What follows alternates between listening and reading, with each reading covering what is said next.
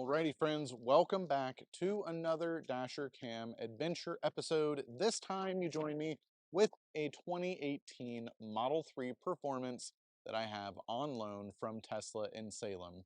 Want to give them a quick shout out and say thanks. They are always very nice to me whenever I go in there and very helpful. And today I just kind of wanted to take some time to go over this car, my thoughts on this car, what the differences are between this car and my 2023 Tesla Model 3 that I got. Wow. Just to start, wow, this car is amazing for being almost 6 years old. I think it has honestly probably been the best car out on the market for quite some time. It is just all the fun, all of the efficiency, just about all of the tech that you would expect out of your Tesla at this point in time in the game. Although there are a few shortcomings that Tesla has improved over the years, and wow, I am just so thrilled and happy with my 2023 Tesla Model 3.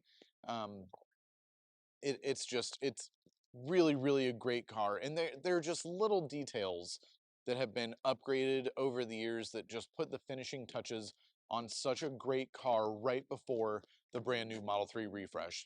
So as you guys know, my car is right at the tail end of this generation of Model 3, but I got it in 2023 right at the end of February. Model 3 Performance. This is also a Model 3 Performance.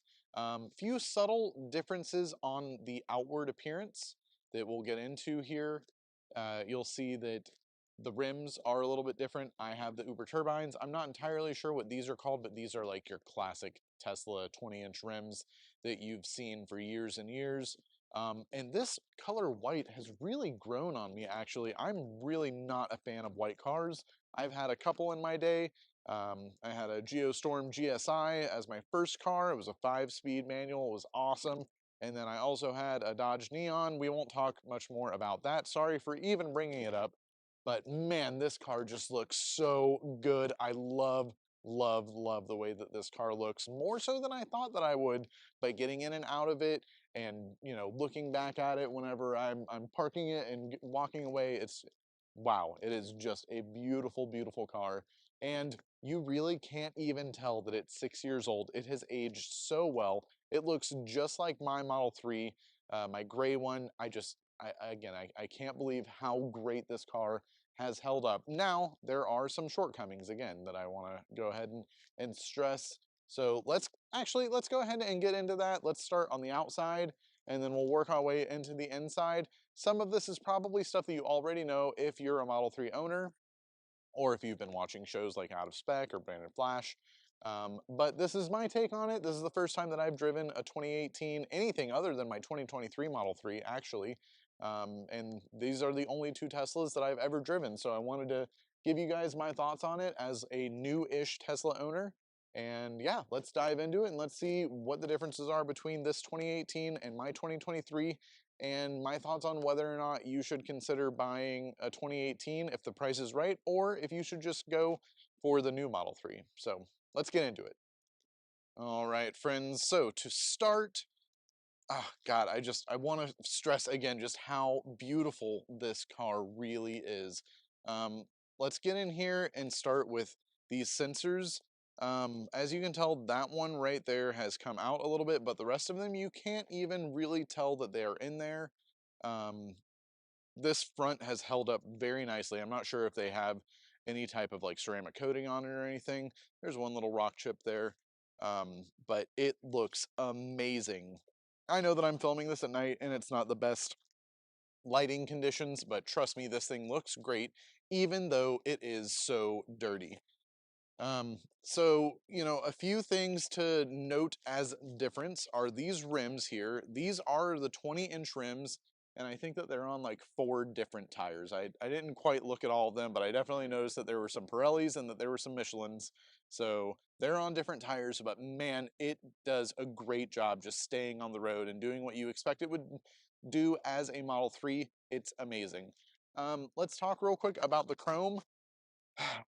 Bittersweet about the chrome, you know, because actually using these door handles I think that I like the way that these door handles feel a little bit better than mine, dare I say it. The black door handles, for some reason, just feel like they're gonna get grease and grime all over them, whereas these are just like kind of solid and thick. I don't personally like the chrome accent, but the feel of this door handle right here is so different compared to that black door handle. But again, the chrome on the trim is not my favorite, so I'm really, really glad that I have the black trim on my 2023 Tesla Model 3. So coming to the back, you'll notice that there is no spoiler on this one. I guess that they added that spoiler a little bit later. And you'll notice that the dual motor with the red underline is here. On my car, I went ahead and took that off. So just kind of one of those little differences that I was able to make as an owner that one might not be able to make if they weren't an owner. Now, wow, it is showing up so good on here. You can tell the difference between the bumper and the actual car. That white is very, very different. I know that this lighting isn't great, but wow, that white is very different. And this is a loaner car from Tesla, so it's definitely been pre-loved. I think there are 43,200-ish miles on this car. And, you know, for what it's been through, what I assume it's been through, it looks really, really good. I got it kind of dirty, if I'm being honest with you. There were like some grease marks up here on the trunk, and I didn't do anything with it. Obviously, it's got a couple little scuffs on it. I'm gonna go ahead and name this one Elder Scuffed. It is a 2018 and it's white, so Elder Scuffed I think is the correct name for this loaner Tesla Model 3 that I've had the pleasure of driving over the weekend. Now, I've put a good 400-ish miles on this car since I got it, and it has been just so much fun. These rims and tires, I thought that they were going to really make the car ride a little rougher than I wanted to, but they actually rode great. I really, really enjoyed it. I think that the suspension on this model is different than the suspension on my Model 3. I'm not really entirely sure of all of the changes that were made between whenever this car was made and whenever I got my car, but I know that there had to have been some changes because this is tolerable on crappy roads, whereas to my car is just like riding in a log truck, I feel like. Even with the 18s on my car, I feel like the suspension is just a little bit too stiff. I really do like the suspension on this car better than my car. Um, let's see if there's anything else. Oh, the trunk. I forgot about the trunk here. It is not a power trunk, which was a big deal for me because I like to put all of my orders in the trunk and be able to pop it up and do everything. Um, so that's it. That's all you get whenever you get this 2018 Model 3. Now, is it really that big of a deal, Cam, if I just go in here and lift it up? No, I guess not. But once you've had the electric trunk feature, you don't really want to not have that electric trunk feature. And I now have to go back over to it to get it to close. So we'll do that. And there it goes. I haven't even opened the frunk. I assume that it's all the same. But those are a couple of the little differences on the outside that I've noticed about this car. Otherwise, it's about the same. Um, and it just looks so good in white. I mean, I love my gray, guys. I don't think I could drive another white car. I think that the gray looks great whenever it's dirty and grimy and stuff, but good Lord, this white looks so good after 6 years of what I assume is abuse over here on the West Coast because, you know, there's just some crazy weather out here. And wow, I love this tree in the background. Um, I'm filming, by the way, in downtown Albany, Oregon. You guys know that I live here if you've watched any of my videos so far. And we're right in front of the garage, a local watering hole, if you will. City Hall is just over there, which is where I took the thumbnail picture. I thought about just leaving the car in the middle of the road and filming it and not really caring, but I figured that that was probably a little rude. So here we are filming in this spot underneath the light, giving you guys the best lighting conditions that I could find while I've been out here at night. Today it was so yucky outside. It looked like there was a hurricane out here in Oregon. So, I decided, well, I might as well wait until it's not raining and try and find a good light to put the car under and then do some filming for you guys. So here we are. This is the 2018 Tesla Model 3. I've really, really enjoyed driving it. So let's go ahead and jump into the car and I'll give you some of my thoughts on some of the other things that I've noticed that Tesla has upgraded over the years. I think that all of the upgrades that Tesla has done have been the right upgrades. So Tesla, shout out to you guys. You're doing amazing on these cars. Keep it up. I can't wait to see the refresh driving around here. But I know that if anybody buys a Tesla and they are any kind of understanding that, hey, it might not charge like I expect it to charge, or, I might have to do a little bit more planning. If you are ready for that type of an adventure in your life, this car is just so, so amazing. All right, let's get inside. Alrighty, friends, you join me on the inside of this 2018 Model 3 loaner that I've gotten from Tesla and Salem.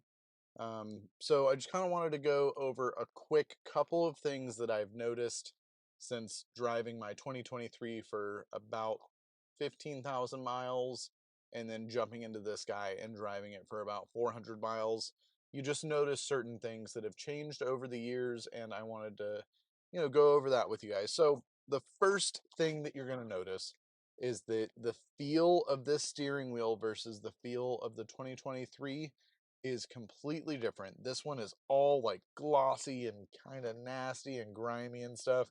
Um, One thing I didn't really like is that I felt like Tesla didn't wipe this down like they should have before they handed it off to me. I feel like that was a miss on their part. Easy thing to miss, but that was definitely one of those service pieces that they did miss.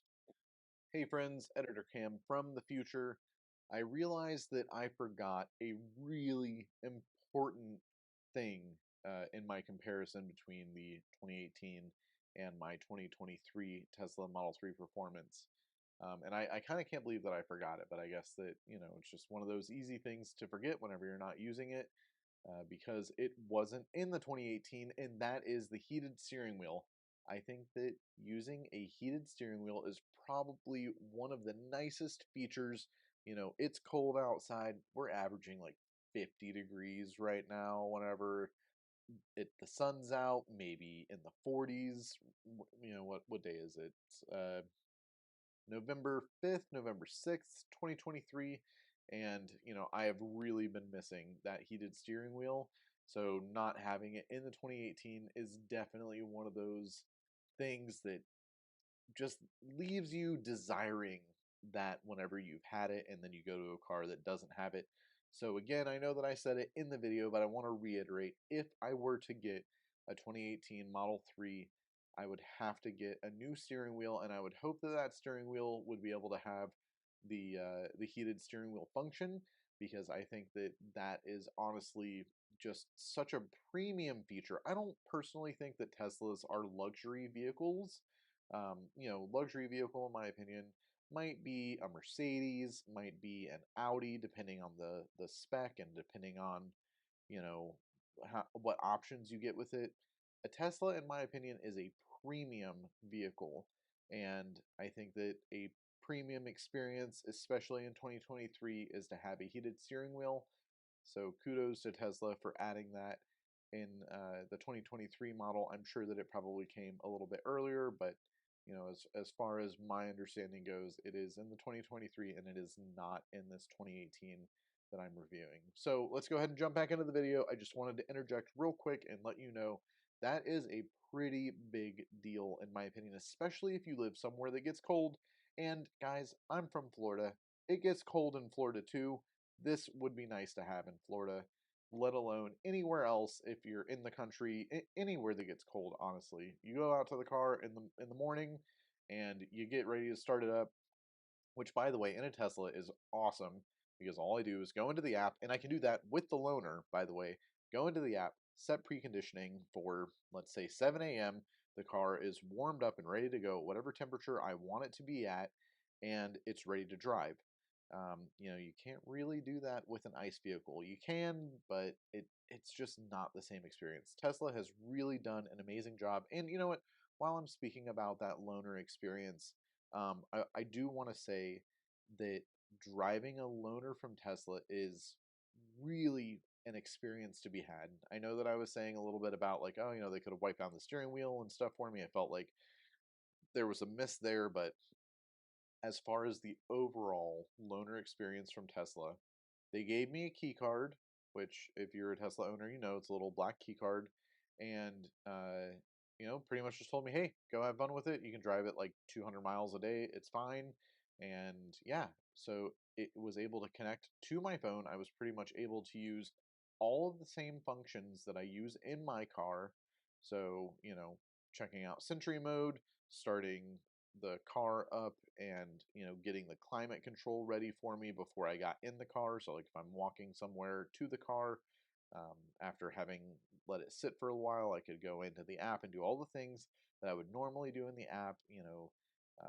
Vent the windows if I needed to do all those little things. Check on the tire pressure. If you haven't used the Tesla app, I definitely recommend checking it out.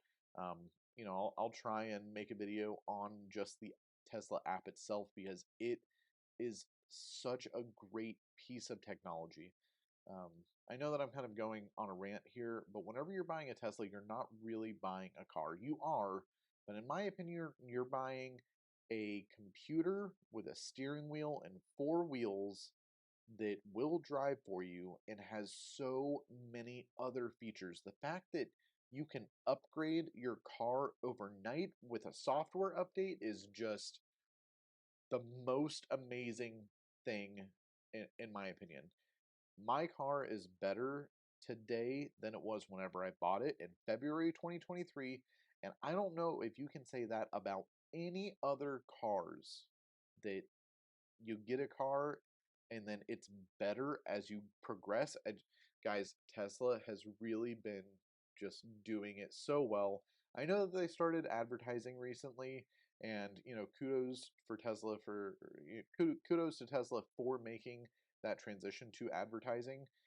I know that I'm really a nobody in this game here, but if I could advertise for them, I'm telling you right now, this is an amazing car. All the people out there, they're like, I don't really think I could do it, guys. It's easy enough. You put in a charger wherever you're going to be charging. Now, if you're living in an apartment complex, it's going to be a little bit different, right? But you put in a charger at home, you're ready to go, and then you can supercharge whenever you need. You can level 2 charge if you find a good level 2 charger at the movie theater or somewhere that you might be spending a little bit of time, maybe at work. Obviously, energy prices are going to be different wherever you go. It's up to the charge point provider, et cetera, et cetera. But my cost of ownership with this car up front is a lot. I'm not going to lie to you. It is definitely a big chunk up front, but the experience that I've gotten and the absolute joy that I have driving this car is something that I haven't ever really experienced before. And guys, I was in love with my Prius. Like, I had a 2008 baby blue Prius, the one that you are all thinking about, that Jeff Dunham made fun of years and years ago. I'm gay, right? I had that car and I loved it. It was such a great car. Um, just all the little accents and the all the spaces in the car and the seats were comfortable. This blows it out of the water. I'm double, if not triple, the efficiency of that car, and it looks good and it's quick. It's fun to drive. I just don't know what more to say about it. All right, I've taken up enough of regular Cam's time, so let's go ahead and get back into the video. Thank you guys so much for watching. I hope that you enjoy the rest of the video. And I want to say that the stocks also feel a little different. I can't quite explain it, but they almost feel a little slippery as opposed to what the new stock feels like. And maybe that's just because I haven't driven my car with like greasy hands and stuff. So it could be the same exact stock, but it feels like the plastic is just a little bit different. And it very well could be that it's because I haven't driven with greasy hands and stuff. So I'm not used to the way that these feel whenever they get, certain chemicals on them. But that is definitely one thing that they have upgraded to the 2023, and honestly, is probably the biggest selling point for me personally. The second selling point would have to be this gloss material here. I know that you've heard every other car reviewer, whoever is on YouTube that has talked about a Tesla, their Tesla, whomever's Tesla, that this gloss piano is just not the right fit for the car. Um, so, other than those two things, everything is pretty livable. On the doors, I've noticed that the buttons are like the gloss buttons, and instead of having a little picture of the car with the door on them, they just have a line. So I do like that Tesla has upgraded that to, the little car outline with the door open. I think that was really, really ingenious. And they've gone away from the feel of this. This is again that piano gloss over here, whereas in my car it's the regular like plastic that you would expect to feel throughout. um, I noticed that the wood on the dash does not wrap around to the actual door, so that is a thing that my car has that this car doesn't have, that I'm really grateful for. I think that that wood trim accent on the doors looks really, really nice compared to just the black. So I think that was a much needed upgrade. Um, I really can't say much more about the interior trim. I feel like most things are the same. The visors are just about the same. Everything looks about the same in the car. These seats, though, are completely different than the seats that I have in my car, and I prefer my seats. These seats are comfortable. They're great. I do not mind them. I think that they're better than the seats that I've encountered in other cars. My Prius, or the Toyota Corolla that I drove recently as a rental, or a few other cars that I've been in recently. I think that these seats are more comfortable with that faux leather that they're made out of, but the 2023 seats are by and far way better in my opinion. Um, let's see if there's anything else. I guess as far as the interior uh, hardware pieces that you can feel and interact with, it's all pretty much the same, minus those couple of things that I mentioned. Now, probably the biggest difference in this car, and are you guys are probably anticipating me saying this. The biggest difference in this car versus my car is hardware 3. This car is hardware 2.5, and wow, what a noticeable difference whenever you're driving. So in this car, I will just go over the things that I didn't get. I didn't get the green light chime whenever I was at a green light and whenever I was at a red light and it turned to green. My car will chime. This car will not. I don't think that this car can see the lights like my car can see it. Um, I also noticed that this car, while just about as snappy as my car, is just a little less snappy. Whenever I turn on the indicator to go left or right, it takes just an extra moment for that camera to pop up on the screen. Whereas in my car, it's instant. And that was a big thing to notice, if I'm being completely honest with you. So, another prop to Tesla for just always continuing to improve, because that is a really big deal. That extra second has made me stay in my lane a little bit longer than I might have in my car because it's just so instant whenever I'm looking. I've noticed that some of the cameras in this car don't pick up the surrounding vehicles that are in the blind spot, so that's concerning. I definitely think that they've done a better job with that in hardware 3. And this car with the sensors, instead of using just the camera system like my car uses, I don't really like the way that the graphics display. I think that the way that my car displays the graphics is better. even though it's vision only, I can tell that it's getting better and that it's getting more precise. So I'm really happy to be in a vision only car that is just continuing to get better. Whereas I feel this one really didn't have very accurate distances. There could have been many reasons for that. It is pretty dark where I'm at. It's also been raining a lot. But I felt like this car just couldn't quite tell me how far away something was. Whereas my car has like little squiggly lines and it'll show you just about where it thinks something is. Now, you have to be in control and know that, if you get too close to that curb, you're going to hit it. I haven't hit the curb in this car or in my car, but that doesn't mean that it won't happen. And it's a tool to use, but you can't rely on it, right? So you have to be pretty confident in your ways to be able to drive and use those features as assistance devices and not as something that you're relying on. So, with that being said, I do think that the car is maybe just a teensy bit tiny, maybe just a little bit. I hate to even say it, but I think that this car is just a teensy bit slower than my car. Now, again, it does have like 43,000 miles on it, so that could be part of it that it's wearing in. And, it could be a different motor. I'm not sure if Tesla changed out the design of the motor anytime between 2018 and 2023. It seems like something that they could have done. They could have done a tweak on it. I also think that the battery is a little bit different in this car. I don't know that it is working as well as my battery is. I feel like my car is more efficient than this car. But what I'm leading up to is all of these things could be because I have Martian wheels on my car. I love my Martian wheels. I can tell that the Martians are lighter and they make the car more nimble, whereas these 20s, they're kind of bulky. You can definitely feel the car turning just a little bit more. It's hard to explain, but those Martian wheels are just so light and freeing almost.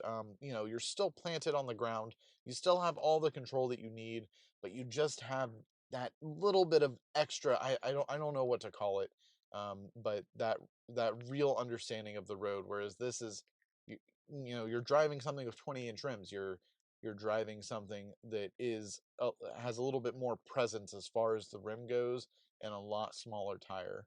Um, so I'm going to put all of those things in a basket: the efficiency, the speed, and a little bit of that driving feel into the rims and tires being different on my car. Again, I do want to point out that the suspension in this car, in my opinion, is a little bit softer and a little bit better. I feel like my car, whenever I hit a pothole or anything, it just feels like it's about to fall apart. It's kind of crazy the way that it feels. Um, but yeah, I really think that this car, this 2018 Tesla Model 3 Performance, is amazing. If I were a 16-year-old kid and my dad had just finished paying off his old Tesla Model 3 and was getting ready for the refresh, and I got this car, oh, what an awesome car to have to drive around. Even if I was in my early 20s and I was about to, look into getting my first EV as, a used car purchaser, as long as the price is right, meaning as long as it's under that $25,000 mark where you can get the federal tax rebate. I want to say that it's like 4 grand. Cam put up a screenshot or a little message if I'm wrong on that. I want to say that it's somewhere between $3,000 and $4,000 that you get off from the federal government, as long as your EV purchase it is less than $25,000. And if you can find one of these for less than $25,000, jump on it. This is such an awesome car. Now, this one only has 43,000 miles on it. I don't know what one that would have like 80,000 miles on it would feel like. So obviously you need to test drive it. You would need to maybe drive a couple of them at your local Tesla area so that you can feel what the new ones feel like. And then whenever you get into an old one, you would be able to, make the determination as to whether or not that car feels right to you. But this one feels right. It really does feel amazing. Um, So, anyways, if I were to get a used Model 3 and hopefully it was under that $25,000 mark and I was able to get the federal rebate, I would definitely go for one of these, but this steering wheel would have to go. The new steering wheel is really just what I'm going to harp on here. It is so much better. Anyways, I do have a little bit of a charging session that I wanted to share with you guys, so I'm going to go ahead and insert that here, and then, we'll follow up if there are any additional thoughts after that charging session. But I hope that you guys enjoyed this. Look around the car, it's literally the same car, but wow, the 2023 has some pretty big improvements that I think are worth considering. Um, but if you're able to find a Tesla Model 3 Performance for less than 25 grand, I would highly consider it as a personal investment on my side, because it is just a great, great car. So anyways, let's jump into that charging session. Thanks again for sticking around. Well, friends, you join me at the Tesla Service Center in Salem, Oregon, just off of Mission Street. And we have been preconditioning for a little while now, plugged in at 21%, and it looks like we are stuck right at around 127 kilowatts. I'm hoping that it will bump up here in just a moment or two. We'll see if we can hit more than 200 or more than 127. Last night I think that I hit around 212 or so. Anyways, that is the check-in here at the Tesla Service Center. My car is over that way somewhere, probably behind that little glass door, um, getting serviced right now, and I am hanging out in this loaner. So I will reach back out in case there's anything that changes regarding 127 kilowatts. It says 25 minutes remaining, but at 127 kilowatts, we're not looking too good. All right, so I forgot to mention that somebody did not make it to the charger on their own. I had to have a little bit of help from the folks in the tow truck area here. So shout out to those guys. Thanks for towing a friend over. Now, I wanted to talk real quick about what a charging station could look like at a dealership. I think that it would be really nice if we had a good area to go and run to the restroom or something. I mean, this is a dealership, so I would hope that Tesla would take just a little bit more time to think about these specific installs, where you're charging your car and maybe you have to run to the restroom and the dealership on the inside of the Tesla area is closed. It would just be really, really nice if there was some way, somehow, that somebody came in and, offered some vending machines, a little area where you could go in and go to the bathroom real quick.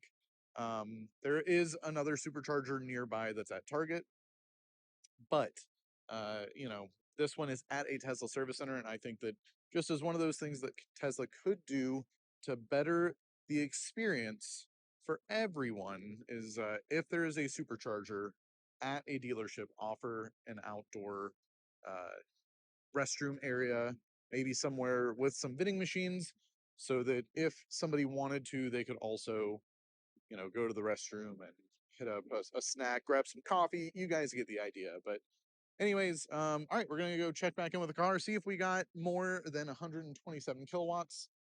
Not really thinking that we did, but we will definitely see. And I love it that they just leave these lights on the cars whenever they walk away. They just leave them on to burn all night long. Super funny. All right, I miss Scuffed, guys. I really do. I've been enjoying driving a different car. I like this white actually more than I thought that I would like it. I actually kind of like driving a white car. Believe it or not, my first two cars were white cars, Geo Storm GSI, believe it or not, and a Dodge Neon. We won't talk any more about that. Um, the 20-inch rims on this car have actually been pretty comfortable. I'm pretty surprised. Um, there is at least one PS4S on this car, and but there are definitely some interesting driving differences. and it doesn't look like we've gotten much more than 128 kilowatts. So, well, friends, you join me back with Scuffed and Elder Scuffed. We're going to go ahead and say goodbye to Elder Scuffed. It was a pleasure. I appreciate your time, friend, but I am so glad to be back with my beloved Scuffed. And goodness gracious, she is just so dirty. I can't wait to get in and drive it, though. All right, friends, it's been a pleasure. Thanks for sticking around for another Dasher Cam adventure episode.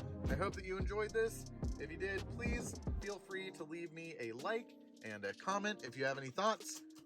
Feel free to throw me a subscription if you like the way that I'm, doing the things on this channel. And I'll look forward to seeing you guys on the next one soon. Thanks again. Bye-bye.